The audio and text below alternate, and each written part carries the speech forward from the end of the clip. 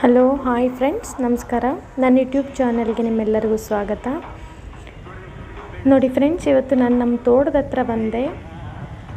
ನೋಡಿ, ಕಡಿಮೆ ಬಂಡವಾಳದಲ್ಲಿ ಯಾವುದಾದ್ರೂ ಒಂದು ಬೆಳೆ ಬೇಕು ಅಂದರೆ ಸಿಹಿ ಗೆಣಸು ಹಾಕ್ಬೋದು ಫ್ರೆಂಡ್. ಯಾಕಂದರೆ ಇದಕ್ಕೆ ತುಂಬ ಕಡಿಮೆ ಬಂಡವಾಳ ಫ್ರೆಂಡ್ಸ್. ಈ ಗಿಡ ತಗೊಳ್ಬೇಕಾದ್ರೆ ಸ್ವಲ್ಪ ಖರ್ಚಾಗುತ್ತೆ. ಟೋಟಲ್ಲು ನಾವೆಲ್ಲ 1.25 ಎಕರೆಗೆ ಹಾಕಿದ್ದೀವಿ ಫ್ರೆಂಡ್ಸ್. ನಮ್ಗೆ ಟೋಟಲ್ ಎಲ್ಲ 10,000 ಬಂಡವಾಳ ಬಿದ್ದಿಲ್ಲ. ಇದಕ್ಕೆ ಒಂದು ಸರಿ ಮದ್ದು ಹೊಡಿಬೇಕಾಗುತ್ತೆ. ಆ್ಯಂಡ್ ಒನ್ ಟೈಮ್ ಅದಕ್ಕಂತಲೇ ಒಂದು ಆಯಿಲ್ ಬರುತ್ತೆ ಫ್ರೆಂಡ್ಸ್, ಅದನ್ನು ಹಾಕಿದ್ರೆ ಮುಗೀತು ಫ್ರೆಂಡ್ಸ್.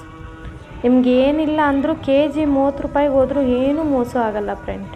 ತುಂಬ ಚೆನ್ನಾಗಿದೆ. 3 ತಿಂಗಳಲ್ಲಿ ಈ ಬೆಳೆ ಕೈಗೆ ಬರುತ್ತೆ. ನಾವು ಈಗಾಗಲೇ ನಾಟಿ ಮಾಡಿ 1 ತಿಂಗಳಾಗ್ತಾಯಿದೆ ಫ್ರೆಂಡ್ಸ್. ಸರಿಯಾದ ಟೈಮ್ಗೆ ನೀರು ಚೆನ್ನಾಗಿ ಬಿಟ್ಕೊಂಡ್ರೆ ಸಾಕು, ಬೆಳೆ ಚೆನ್ನಾಗಿ ಬರುತ್ತೆ. ನೋಡಿ ಎಷ್ಟು ಚೆನ್ನಾಗಾಗಿದೆ ತಿಂಗಳಿಗೆಲ್ಲ.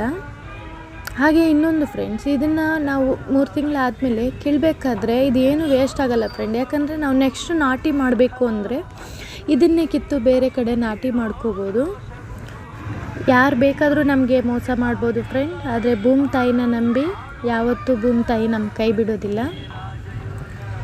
ಹಾಗೆ ಇದೇ ಥರ ಫ್ರೆಂಡ್ಸ್, ಕಡಿಮೆ ಬಂಡವಾಳದಲ್ಲಿ ಇನ್ನೂ ತುಂಬ ಬೆಳೆಗಳನ್ನು ನಾವು ಹಾಕ್ಬೋದು. ಕ್ಯಾರೆಟ್, ಮೂಲಂಗಿ, ಹಸಿಮೆಣಸಿನಕಾಯಿ, ಹಾಗೆ ಕೊತ್ತಂಬರಿ ಸೊಪ್ಪು, ಇದನ್ನೆಲ್ಲ ನಾವು ಹಾಕ್ಕೋಬೋದು. ಇದಕ್ಕೆಲ್ಲ ತುಂಬ ಬಂಡವಾಳ ಬೇಕಾಗಲ್ಲ. ನನಗೇನು ಮಾಹಿತಿ ಗೊತ್ತಿದೆ ಅದನ್ನು ನಿಮ್ಮ ಜೊತೆ ಶೇರ್ ಮಾಡಿದ್ದೀನಿ. ನಿಮ್ಗೇನಾದರೂ ಗೊತ್ತಿದ್ದರೆ ಕಾಮೆಂಟ್ ಮೂಲಕ ತಿಳಿಸಿ.